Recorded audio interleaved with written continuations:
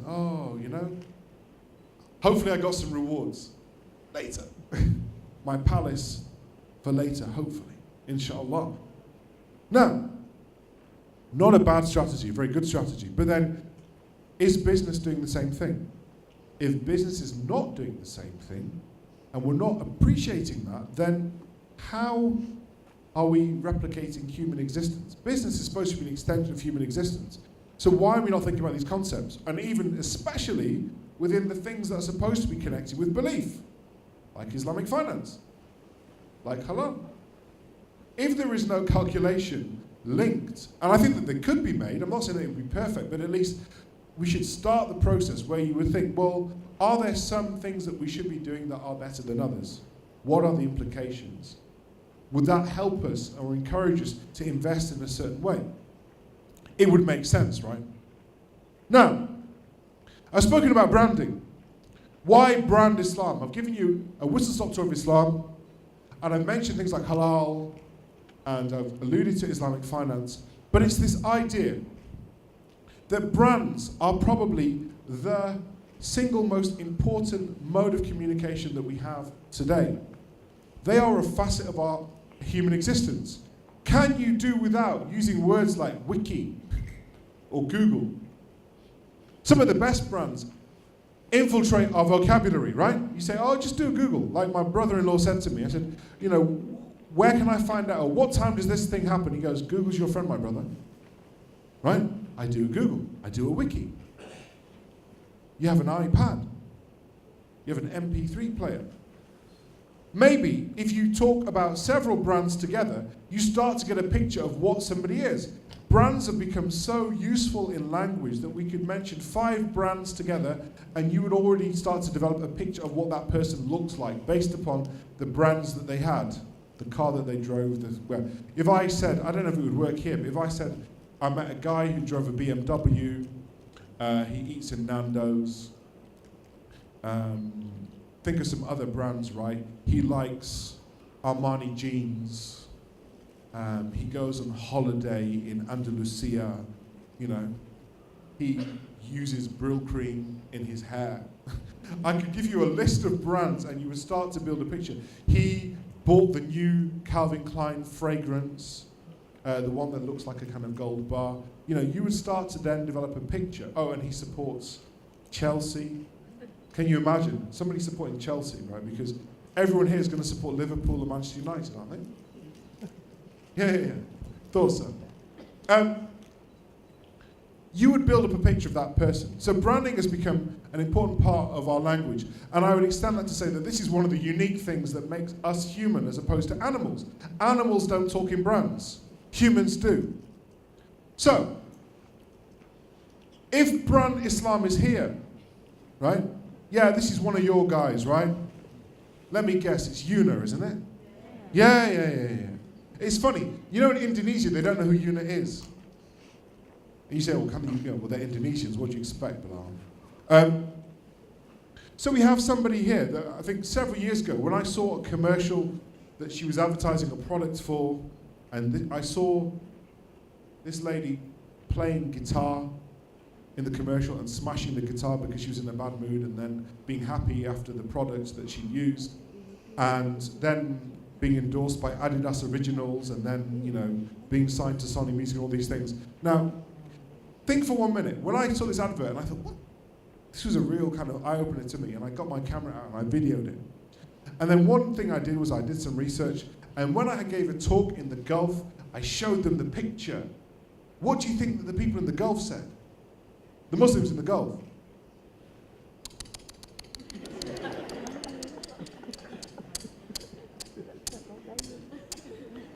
This is not Islam. So much so that probably they would have been happy if it was a Lebanese Christian promoting this product. It would be easier to understand. And I was reminded of when once I went to Morocco and somebody said to me that when it came to the minting of coins in a certain, I think it was in Fez, this was done by the Jewish community for the Muslims because they didn't want to handle riba and interest. I thought, I didn't understand it back then, but it was the idea of, okay, so Muslims don't want to be involved in usury, so they would get the Jewish community to do that part of business so that they wouldn't have to touch their hands or be involved in it. Didn't kind of make sense to me. But what I want you to think about then is this cultural question that keeps coming back to me. The idea then that in this part of the world, well, Una is someone that you're proud of, right? Relatively proud of. It depends. If she gets good headlines, then you're really proud of her. If she gets bad headlines, you're like, yeah, not so keen on you anymore. But the idea is then that this doesn't necessarily go across cultures, but it reminds me that there are different cultural practices. But also then, if there is this thing called brand Islam, what is it that we're actually doing? At the very extreme, a lot of dialogue around brand Islam tends to be the case that people talk about Islam from a position of ambassadorship. And I actually think that's perhaps a negative thing, because it means that you're painting a veneer over things where you never actually get to the nub of the problem. Some of the things that I've discussed, where you say, we are one community, Islam means peace, and you know, any questions that pertain to the difficult aspects you don't fully address. So it makes good headlines, it makes for a good marketing narrative, maybe once upon a time, but it doesn't quite answer everybody's needs and wants. Or you go to the other side, which is that you alienate people. So you say too much. Well, the thing is, the reason we have this product is because Islamic finance is because we're Muslims and we're different and we're not like you guys, completely different. You know, we need our own products, or we need our own halal, or something like that. Then maybe alienation is a bad strategy too. Because if we're so different, how then can we then say, oh, by the way, you know this thing that we made that's different because we're different? Hey, it's also good for you too. We can't do both. Or we can't do either of those. I think that there has to be balance, and that's what I'd call the ABCs. The authenticity, the balance, and the communication. So branding now has become a lot more nuanced. It's not just about shouting the loudest and being number one. It's about trying to map with the culture, trying to be sensitive, trying to be sophisticated. And if that means even locating it to specific regions, then so be it. So, how do we understand people? How do I understand people? It's very simple. The equation that I'd give you is yourself and the other person. So, if it's me, how do I see myself? Well, I can tell you I see myself as a Scottish guy, or as a samurai. You're laughing, right? That says that you don't see me like that. How am I seen? Not a samurai. Not a Scottish guy. So how am I seen? What? Big hair, big beard, orange tie. On the other side, how do you see yourselves? And how do I see you? I won't embarrass us by saying how I see you or how you see me. But think about the equation. Not all the time will we see ourselves in the same way as others see us. And I arrived at the conclusion where I thought to myself, well, I can't change everybody's perspective. Maybe I'm making a mistake in trying to get people to see me how I see myself. Is it ever going to happen? Is it a more pragmatic approach to basically say, I understand how you see me, this is how I see me, how are we going to communicate in a free-forming exchange of communication? But that also means not dominating or being subjugated by the other person's communication, right? Because we've all probably been to the party or been to a conference where there's somebody that speaks too much. Okay, I've asked guys some questions, so I should ask the ladies in the audience. How many of you have had to listen to a guy who thinks that he's really intelligent and he's talking too much? And you go, really? That's very interesting. And he thinks, I'm really showing her some real, she thinks I'm intelligent. How many times have you experienced that? And in your head you're thinking, please shut up. Please don't betray my kindness. So this is quite a difficult equation to understand overtly, right? But the idea is then, if it's about branding and communication and consumer behavior, it's a very simple equation that we have to keep balancing. If the equation doesn't balance, then the exchange isn't present, the brand doesn't resonate, and you don't have a product that doesn't succeed. Another way to look at it then, and this is my I marketing. The reason I call it I marketing, well, maybe the I is for Islam, right? Maybe the I is because everything starts with I. Or maybe the I is because it's about the individual. I don't know. The same as the new black. I think there are probably several meanings.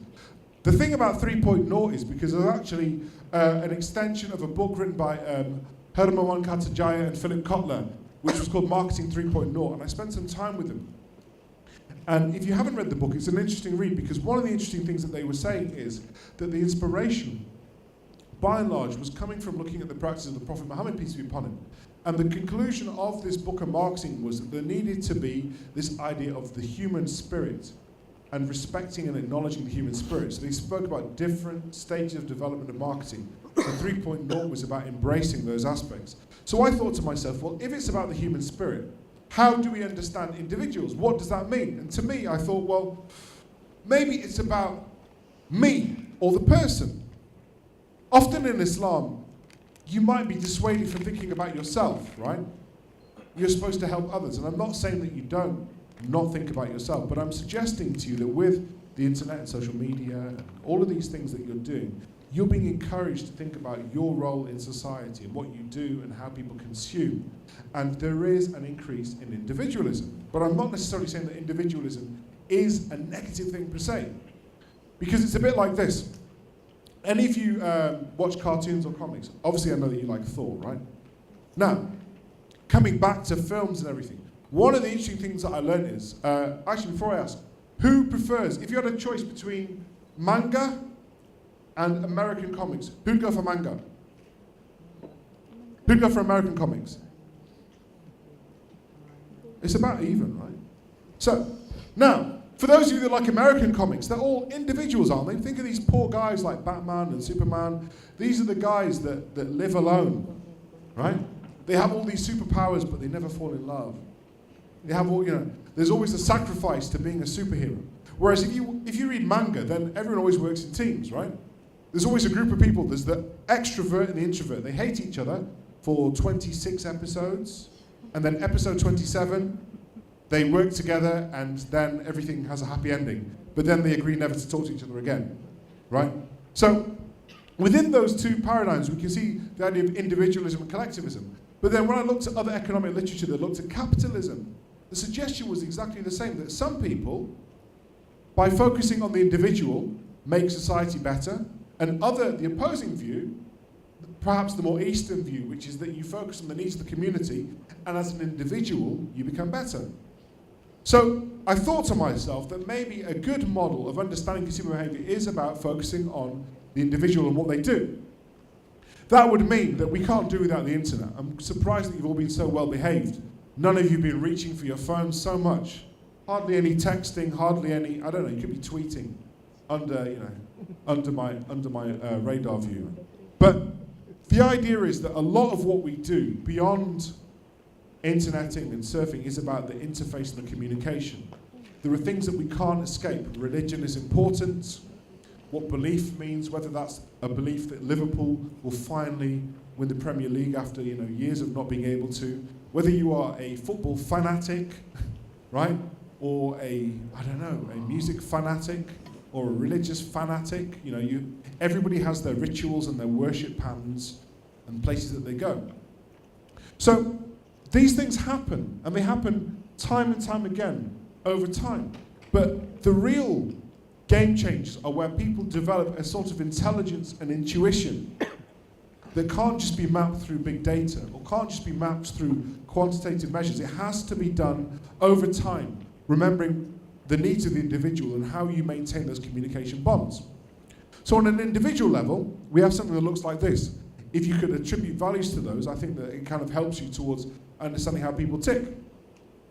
On a macro scale, then I call this model changes. And I have to say that I actually was inspired to come up with this. It was actually in Kuala Lumpur, probably about 2010. A lot of my good ideas come from being in Kuala Lumpur. Maybe it's because I have time to eat some good food and think about things. But what I started to think about is that if culture is going to work, and if culture is linked to branding, we're in a hybridized arena. The idea that we are going to different countries, educated in different places, have different consumption patterns. We like clothing, food, travel, literature, all from different places. And that's changing us. Changing us, though, but we still have to maintain our authenticity. Changing us with authenticity, but also meaning that we have to maintain our national identity. We can't escape the fact that wherever you're from, right, the rest of the world judges you according to your national identity. You are Malaysian, or you're British, or you're Italian, or you're French. And that means that there is a positioning aspect of all of this, where people put you in places. There's a certain social capital from being from certain countries. So at the minute, you could say, well, aren't you lucky, Bilal, because you're from Manchester. You were born in Manchester. You're real Mancunian, you know? Manchester United and Manchester City were your two local teams. So within that, you might say that gives me social capital, as opposed to if I was from somewhere else, right? A city with not good football or not good social capital. But if that's the case, within a global marketplace, what I'm suggesting is whilst English is the #1 language of business, and all of us are speaking English, it's not about speaking English. There's Malaysian English, there's Indonesian English, there's Indian English, there's American English. Globalization is also meaning that we have to learn how the majority or different geographies are communicating. And that also means that from an English or Western perspective, that has to change. But the final part of the puzzle is this thing called surrogacy, which is what I'd really like you to take home, which is this idea that if we're going to make the jump, it's not just about cultural understanding or about studying a religion. It's about putting yourself in other people's shoes. It's about the concept that you are as if you are that other person. You have adopted and you've been adopted. So when I look at you, I don't look at you as Malaysians. I look at you as people. You don't look at me as a British person. You look at me as your brother from round the corner. And that is quite difficult, right? That takes a lot of soul-searching and time. But companies and individuals and organizations and managers that can do that and can demonstrate that and all of those other things, that's when you start to change games. And that's really, I think, what Brand Islam was able to do several hundred years ago. So, another way, we have to practice what we preach. Give and hope to receive. Reciprocity or transactions aren't just based upon actually receiving something now. You might not ever receive that thing, but you might. It's worth the chance, right? So, up close. A lot of what I've spoken about sounds like a load of Arabic from a religion. Now, if I show you the bigger picture, and that Arabic was taken from the side of the Taj Mahal, there's lots of heritage and structures in place where actually we're not reinventing the wheel. What I'm saying to you is nothing particularly new, because I didn't realize when I went to the Taj Mahal that there was Quran on the side of this building. Not many people talk about it. It was another gap. They don't talk about the religious significance. They didn't mention to me that the reason it was closed on Friday was because there's Friday prayer in that orange building over there. They just said, oh, it's just closed on a Friday, because we don't talk about religion in that part of the world, especially not Islam. So I want you to think that what we're doing here is not reinventing the wheel. It's about trying to faithfully document those objects and associations that have been around for a long time. Now, I think it's time for you. You've been very polite and well behaved. I'd like you to ask me some questions. So thank you very much for listening.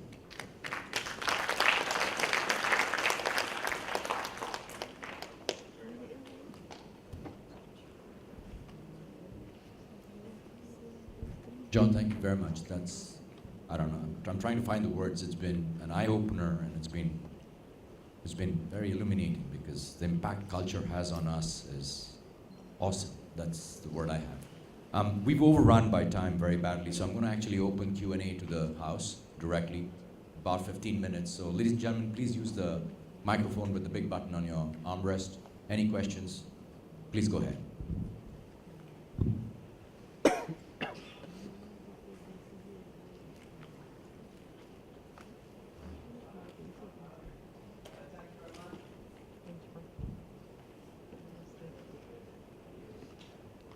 My question is, you were talking about the brand. The brand definition, have a definition and a promise. And like when you buy Mercedes-Benz, you know what you buy.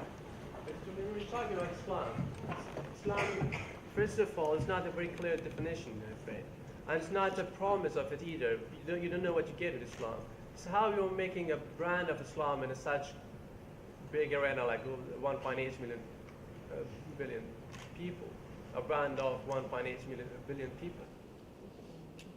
That's a good question. If people couldn't hear it, the argument was that if you buy a car, for example, and a brand is a promise by definition, you know what you get with the car.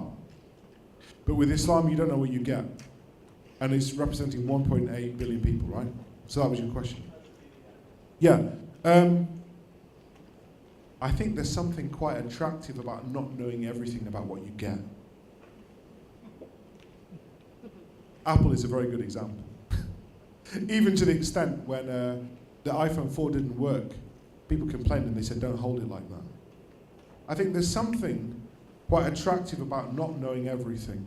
And that's probably, if you look within culture or films or music or relationships, there is an element of learning and that seduction, which I think is quite attractive. So I wouldn't be worried about the fact that not everybody knows everything about Islam, but I take your point. But then the way to overcome not knowing enough is that there needs to be word of mouth. There needs to be a collective obligation of reinforcing a narrative. And that's where I think we should be less precious about or attempting to communicate one message. We should just be about continuing to tell lots of stories, and then people will try and piece them together, because one aspect of psychology is that people try to make sense of things, even when there's no sense. Marketers are very good at that, right?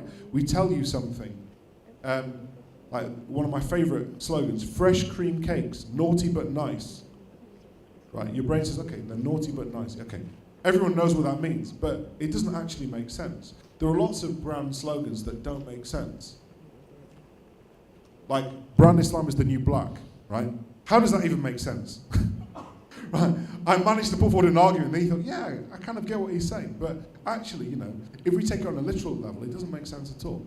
So I think that it is possible, and it will be demonstrated, I think, through people continuing to reinforce key mantras and messages, and it will be driven through people rather than just logos or rhetoric or text. It has to be an organic process.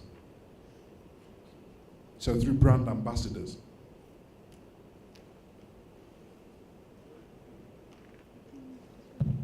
What is the future of brand Islam, and what is the biggest challenges for taking on this brand? The biggest challenge is for the younger generation, I think. The challenge is, I bored some people to death. Noreen has had to go. Okay, see you later.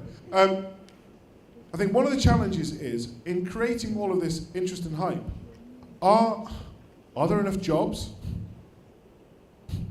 Think of all the young people that are thinking, I really am interested in halal and Islamic finance. I want to go and study it. Is there a job waiting for them?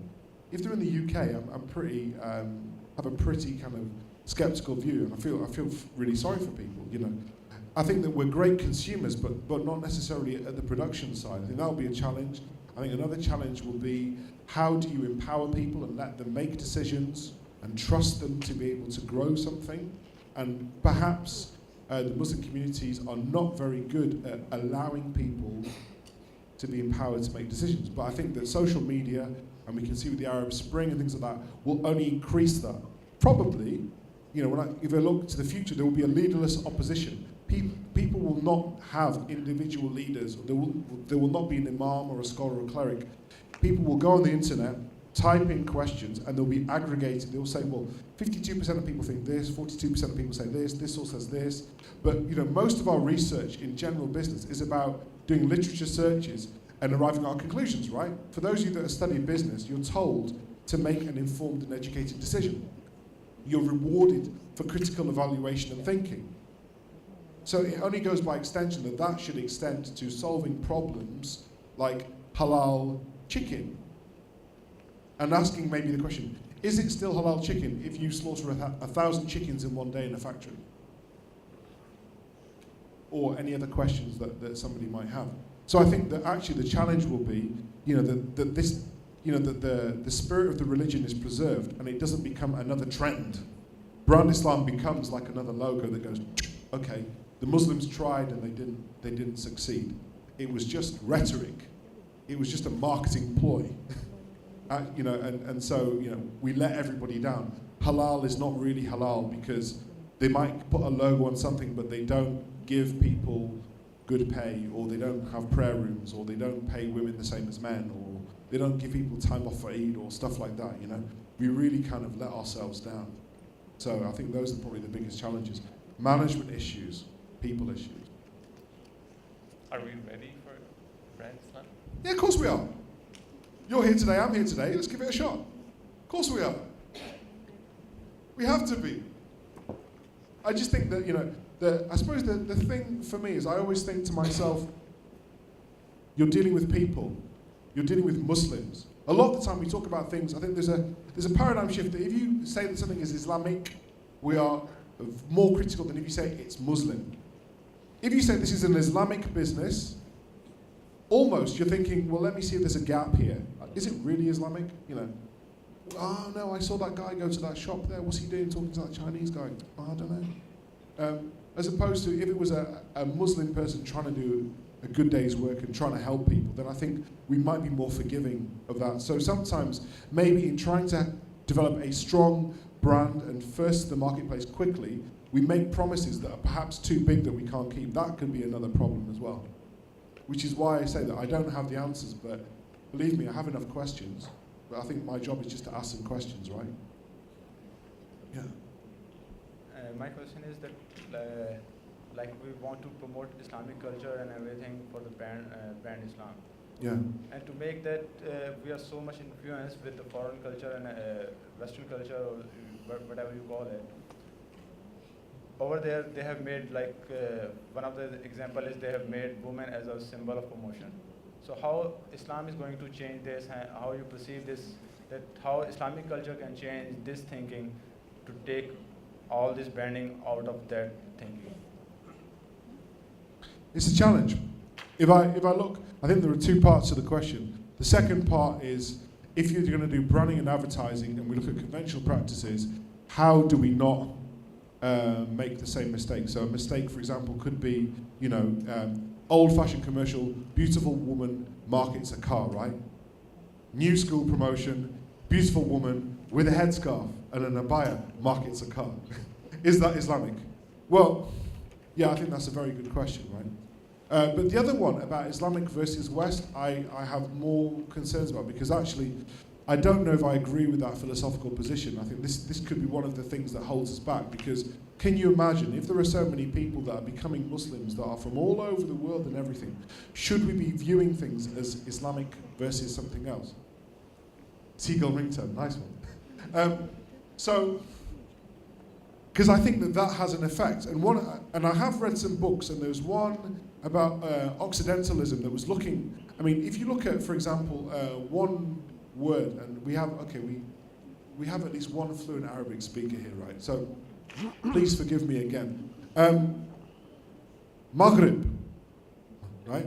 Sunset, west, right? So in Arabic there's the same root word, Maghrib, ghuraba, stranger, gharib, strange, gharibal, siv. There was an idea of separation, right? So within Arabic there's also a linguistic tradition of looking at the other. There's us and there's the other. So if somebody went west, they were going to somewhere with the same root word, which was somewhere strange, somewhere not from us. So I think that the East, if we have an East, is as bad as the West in saying that there's this thing called the East and we're not like them, this Oriental position. Now you could argue that one of the challenges and the opportunities of globalization is to basically change those concepts and to remove them and say that they don't apply, or they don't apply in the same way. In the same way as, for example, if we want to draw an analogy with Islamic culture or halal or Muslim, with, say, if we spoke about black culture, the other interpretation of the new black, right? So if we talk about black music, black entertainment, black comedy, and by that what we really mean is Afro-American, right? You don't have to be black to like Chris Rock, or to be a rapper, or to like chicken wings, or any of these things, you know. Afro-American culture, which used to be niche, or hair products, or all of these things, cosmetics, have become a global phenomenon where they transcend ethnicity and social class, because now, you know, you don't have to be from urban New York, Hispanic and Afro-American to like hip-hop would be socially deprived. You could be white collar into hip-hop, and now we have beautiful nasheed artists, right, who can wear nice thobes and can be very conservative and can go in a mosque and basically rap. But it's not considered to be anti-establishment or urban or rebellious, right? It's part of the status quo. So I think that it is possible that we can rebrand or reframe those concepts, but I feel uncomfortable about the idea of maybe an East and West of Islam versus the West, or Islam versus capitalism, because also the effect that it has is it also indoctrinates anybody that joins the community, because then it means that there could be somebody who doesn't necessarily have those experiences of anti-West until they become a Muslim, and then they eat too many chilies, too much biryani, and then suddenly they become like, a Pakistani, right? Everyone becomes a Pakistani. And then suddenly they start to have the rhetoric of a Pakistani person, which is, they don't like us because they're Muslim. Maybe it was actually because, there was something about Pakistani culture, not saying anything against Pakistanis, right? Or something against another culture or something else which has got nothing to do with Islam. But because they're so difficult to separate, it's easy for us to maybe misdiagnose. And if we look over history, there are plenty of phenomena which have been misdiagnosed, right? If your nose is too big, you tell a lie. If your eyes are too close together, you're a criminal. Or what was the other one? Women's brains are smaller than men's, therefore they're less intelligent. All of these have I don't agree with any of these, by the way. But all of these have been documented as being scientific fact, but have been disproved. So when you're in the middle of a phenomenon, it's difficult to know exactly everything about that. There's a question there, I think, because you had a question. Yeah. On a lighter note, do you think that the TV series Citizen Khan is a positive or a negative brand Islam? Does everyone know about Citizen Khan? Wow! You guys are so British, right? Your back pages are on English Premier League and you watch Citizen Khan. Woo! That's a tough one, because I've got a lot of Pakistani friends. In fact, my I wanted a tough one. Yeah, my in-laws are Pakistani as well. So it was an ooh from the audience. I'm like, we got him. Yeah, Pakistanis are everything. For me,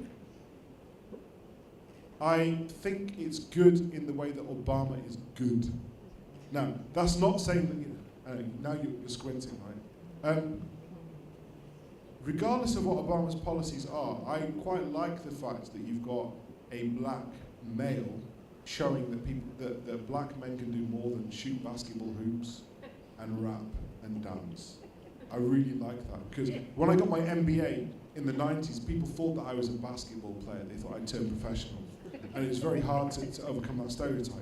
So in the same way, in a kind of reverse way, there's part of me that thinks that now, if you look at especially African and Afro-American culture, they've been commoditized, where I sometimes wonder, going back to the concept of racism, it's almost become acceptable, or people, if you think about how many in the Muslim world, or actually within Asia and the Muslim world, would laugh at Afro-American comedy, and some of it is quite rude, and some of it actually, denigrates that community, but we find it funny.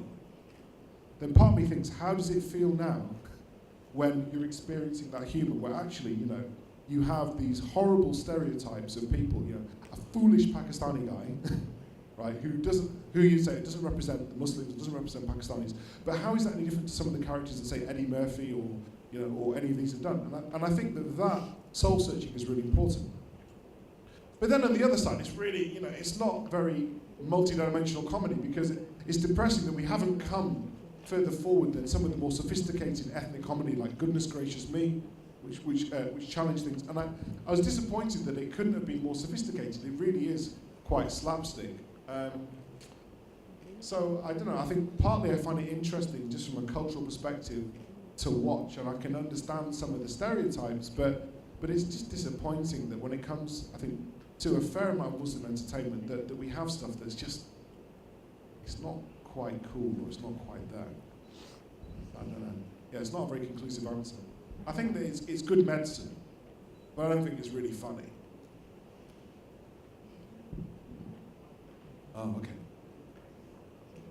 Yeah. I don't know. Was it Last question, please. last question? Easily convinced by something that is firm and having standards. So in Islamic brands, we have broad to be seen, broad aspects, and we have clashes and differences between Muslim practices in many regions. So how do we convince with these kind of people? How do you suggest us to convince these people? See, I think there's a challenge with branding in general. Let's open up the discussion. Because of the internet and social media and consumer sophistication, you can't control everything. And really, you know, my PhD is in global branding, and I realized that over the past kind of 50 years or so, all the literature is really about discussing power.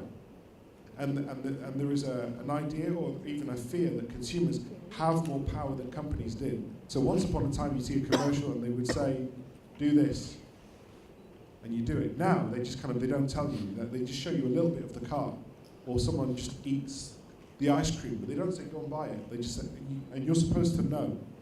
And I think that actually we should be doing something like that, otherwise we're doing advertising that's 60 years out of date. But that is quite challenging. But then I think that's something that has to be embraced.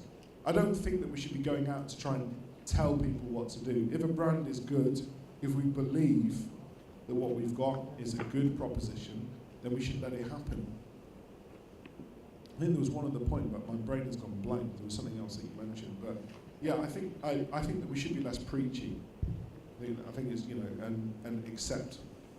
Sorry? Yeah, like Nike, just do it. There you go. Now, I think there should be more of that, and I think there is, in trying to do good things, that maybe we're too enthusiastic. It's a bit like the mother that licks the handkerchief and wipes your face and everything, and you say, "Mom, just leave me alone, please," you know. We have to be careful in branding that we don't do too much of that, because it doesn't evoke any more emotive response. But that comes through knowing your audience and practice and time. But all branding is going through that strategy, how far you can go, how far you can control, what's a collaborative process, and it will change with fashion. Okay, thank you, Dr. Jonathan. Yeah, perhaps if any of if you have any further questions, you can pose the questions to Dr. Jonathan during the refreshment later on. Right? Okay, with that, ladies and gentlemen, we now come to the end of today's event. To those who wish to hear Dr. Jonathan again, on a different topic though, you are invited to our campus to hear him speak on the quest for transformational leadership and brand singularity. The talk will be held tomorrow, 9th April, from 12 noon to approximately about 1:15 p.m. We would like to now invite you to join us for light refreshments served outside the auditorium. Once again, INSAF would like to thank you for making time to be here today. We look forward to have you at our future events. Wassalam, and enjoy the rest of the evening.